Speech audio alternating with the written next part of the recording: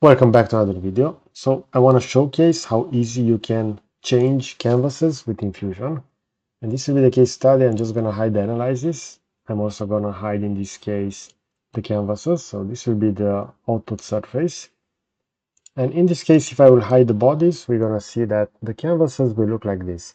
Now, let's say that you want to adjust one of those. So you can easily just expand the canvases.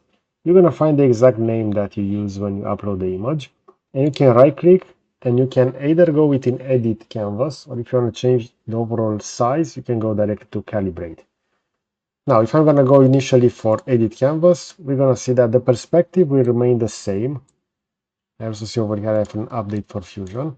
But now if I will go within the top view, this will be the top view. And as you can see over here, that image hasn't been, let's say, perfectly aligned because also the image hasn't been perfectly taken. So we see over there that is the middle plane.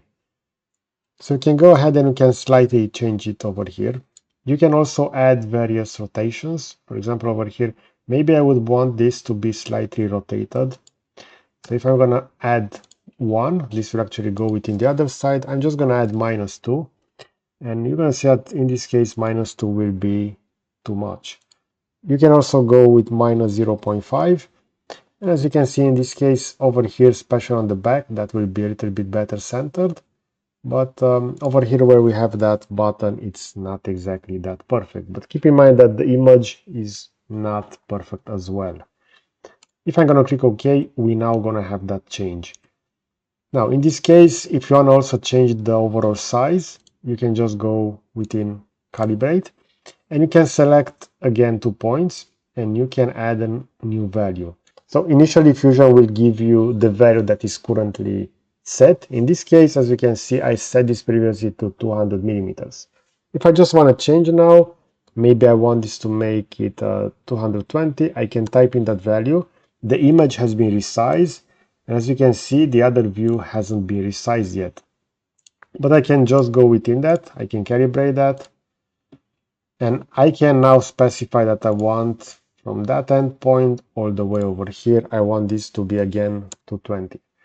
And now we're going to have that change. If I want to change the position, in this case, this will be the right view. As you can see over here, I have it over here added within the front.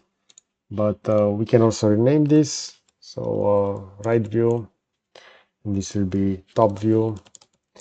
So usually it's a good idea to keep that within the right view. In this case, I see over here that I actually added the right view within the front view. But since I only have 2 views, that isn't the problem for this case study.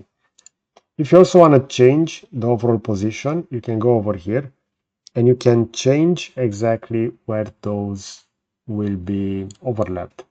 So depending on the design that you want to create, you can easily modify this. Now, if I will expand over here the bodies, since I elongated those sketches, we're going to see that this will no longer be following that initial design. So we will need to go ahead and change that. To do that, I'm going to right click, I'm going to go within edit form, and over here I can now modify the shape. We have over here soft modification, which in this case, if I will select, for example, the endpoint over here with the faces, as you can see, this will now upgrade to T-spline. So I'm going to click OK. I'm going to select, in this case, all of those faces over here on the back. So I can also rotate around and I can select those. Now, within that front view, I can go ahead and I want to change over here the overall shape. So just to make this larger, over here on the front, I will need to slightly make it smaller. So as you can see, you can easily calibrate those images and you can go ahead and you can change those references to better match your new design constraints.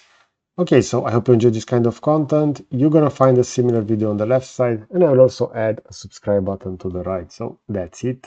Thanks for watching.